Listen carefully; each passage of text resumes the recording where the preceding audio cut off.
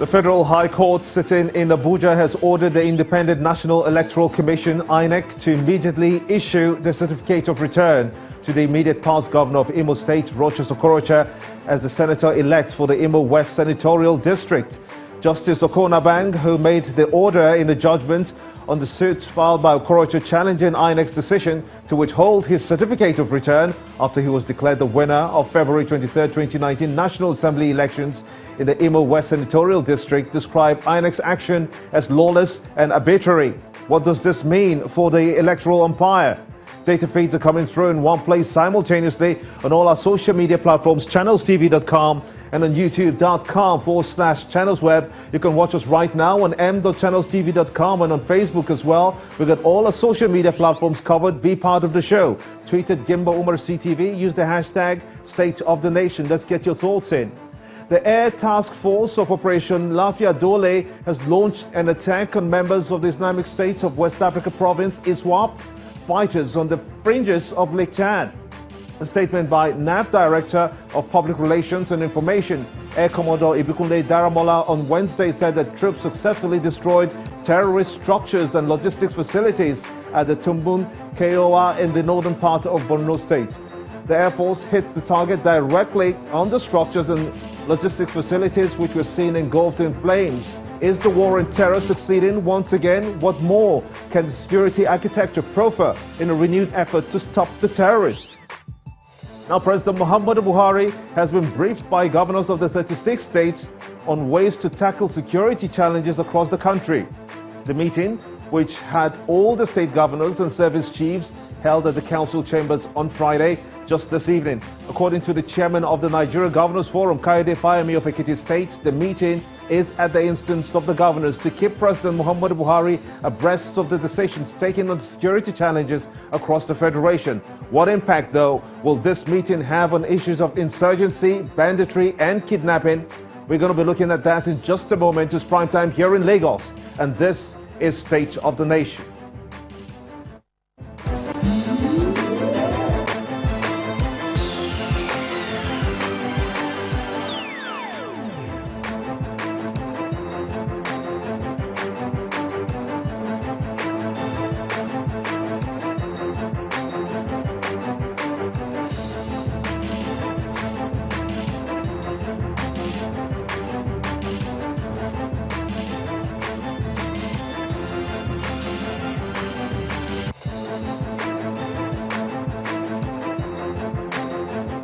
Welcome everyone in Nigeria and the rest of the world. I am Gimba Umar and this is State of the Nation. Moments ago, the president met with all governors on security concerns in the country.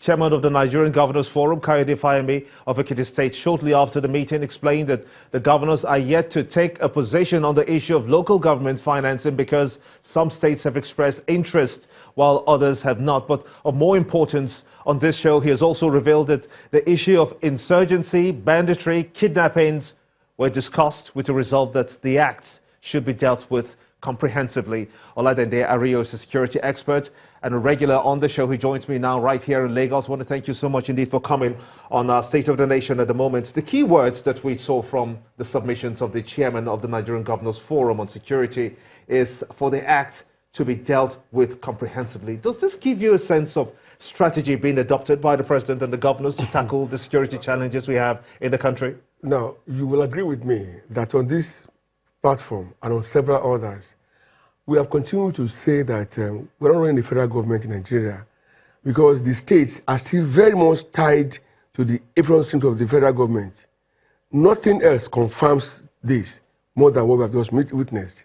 How do you have a governor of a state popularly referred to and seen as the chief security officer without any authority or power over any of the agencies of security in the state? I'm talking of the police, the Navy, Air Force, or the Army, or even the National Security Civil Defense, or whatever they call them. So it's now showing, NSS is now showing that the governors are just lame duck as far as certain things are concerned. Unfortunately, security now has joined the basket. What we have witnessed in places like Zamfara and other states where there has been continuous and massive killing of people where the governors are incapacitated and could do very little, okay? Now, they have had to take their cases to the federal government. So what new thing now are we expecting to come up? Because it is the same structure that we had on ground that failed the people are still going to be talking about. I mean, they're still going to be, planning things around. If you say fail the people, I'm not really sure that it's yes, for all I care. Because yesterday, some successes have been recorded. Were still killed in but Zamfara. some successes have also been recorded with the same set of security chiefs who were failure, in that meeting. When I say failure, it's not failure in the total sense. Maybe I should say partial failure. To the extent that people still get murdered in Zamfara as late as yesterday. Yesterday, along Ife, Akure Road, people still got kidnapped. Around Itaure, Ado-Ekiti, Aramoko Road, people are still kidnapped. So if that is not failure, then give it another name.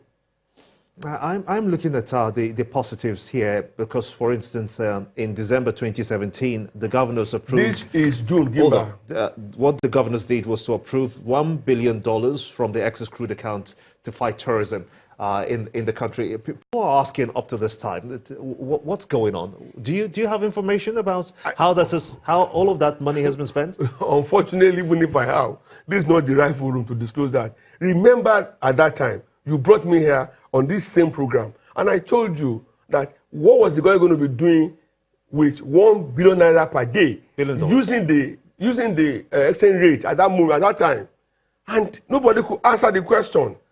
We met people at different seminars, conferences, and the interviews, and when we asked questions, nobody could answer. They said the government said, let me provide maybe some of that.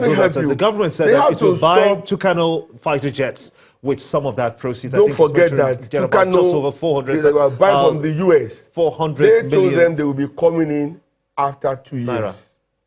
After 2 years, not immediately. Okay? I wonder why you think you'll be waiting for help for 24 months before you can come up with active and, of course, proactive reaction to elements that are daily killing people. We're not talking of killing dogs and goats now. Human beings. When you remember that the first or the major task of any government anywhere is to provide safety and security of lives and properties, without which there is no life. Without which we can have growth, we can have development, we can't even have peace. So for me, I see it as failure. The money has to be accounted for. We should be asking questions now that despite all of this money, things have not gotten any better. And that's my position. Every day you see video on the internet, you see voice recordings, you see photographs of people being kidnapped, people being seized, and humongous amounts of money were being demanded. And until they are paid, they don't get released. There was a particular foreigner that was picked. The man said the police took the money to the kidnappers. That was how terrible it was. Nobody denied that. It was in the public media. We cannot verify that. I understand, but it was in the public space. But it's a new administration, albeit still the same presidency. I refuse to take that. It's not a new administration. Moving forward for the next 4 years. The same president, the same VP. Okay. Maybe we have some new governors. Moving forward for the next 4 years. But in all of that, we still, as you mentioned in the start of your opening sequence, Katsina State, Zamfara, Adamawa, Yobe, Borno, these are states that are facing very badly high affected level of insecurity, dangerous levels of insecurity, I might add also. But what do you think could have come out from this security meeting? Because the security chiefs are there, and the president doesn't seem to want to change. You see, that formula. The president actually calls it a winning formula and has indeed congratulated the, or should I say now, made comments to the Inspector General of Police saying that he's actually losing weight because he's really fighting this war. You remember that comment attracted opprobrium from virtually every sector, okay? Because it was not funny. How do you now equate his being very active and delivering results with losing weight? When has that, I mean, how connected are they?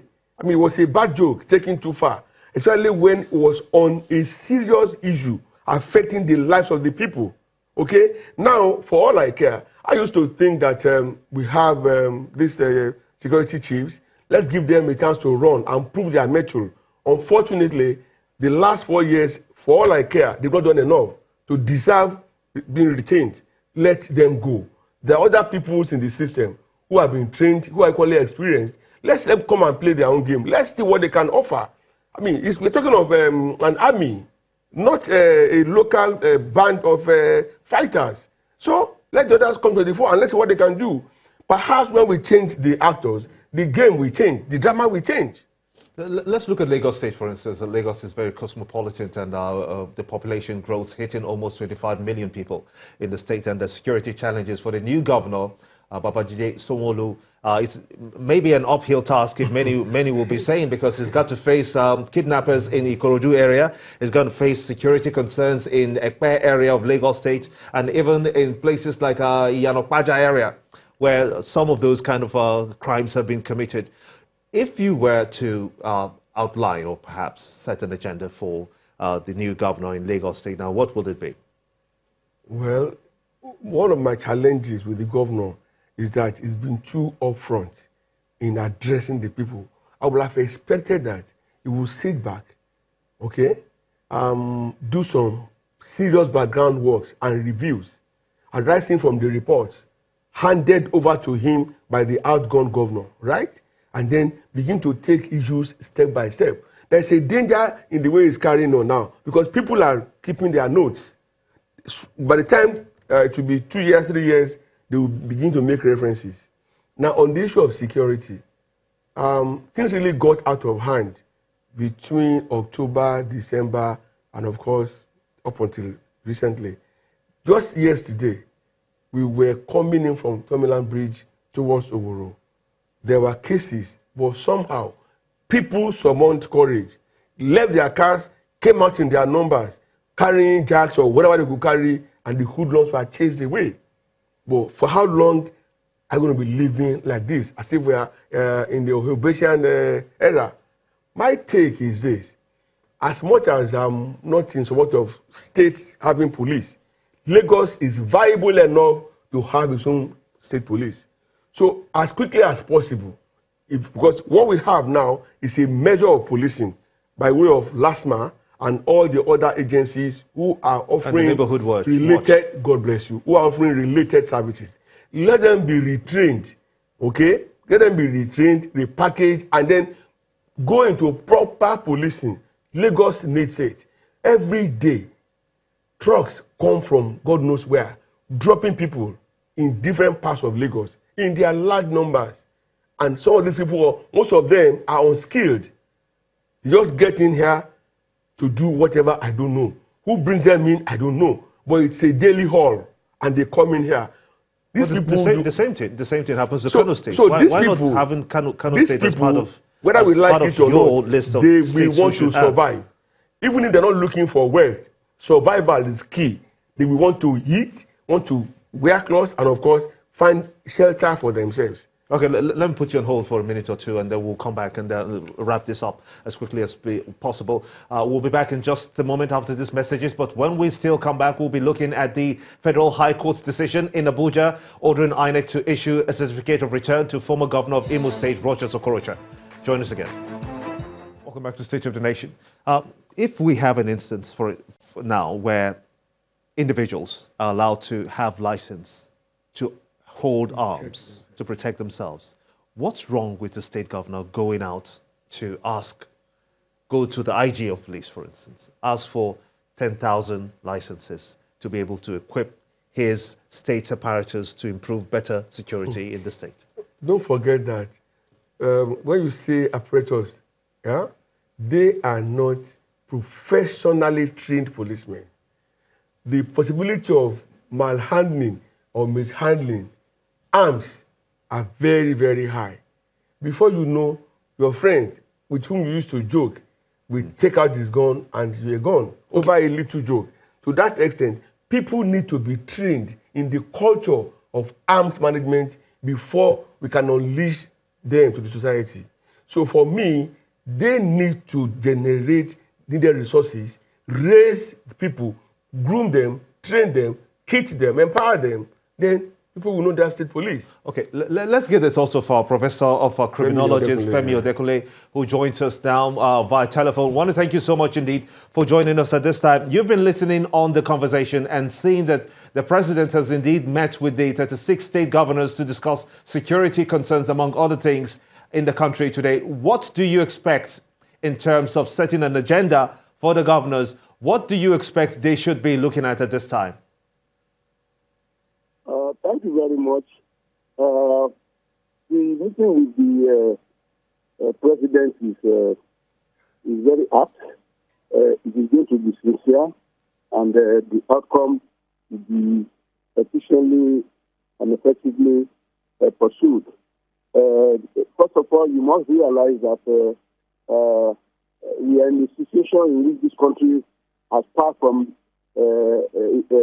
optimal security towards insecurity. It may not be Yemen or Afghan or Syria, but actually we have a serious problem on our hands. If you talk about the common crimes, the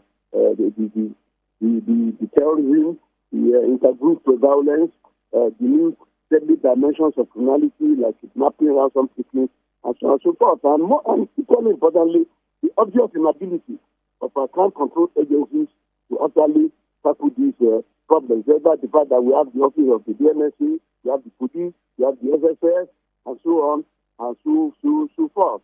But this meeting with the president is very good. But they must realize that there are two dimensions in it. There is a dynamic relationship between development, I don't mean ordinary growth, GDP and the like, but development, that is increasing distribution of the dividends of democracy of growth and democracy to the average population on an observable basis. That is what I mean when I say there is a dynamic relationship between the country's development and the state of security. And what has happened over time, it is that today's insecurity didn't start 4 years ago or 10 years ago. It started almost 25, 30 years ago. And that's what we are seeing. So for them, for the president and his governors to appreciate what is happening, to be able to do it, there are two dimensions. First is the long term. The long term is to prevent this thing from continuing for the next 20, 30, 50 years.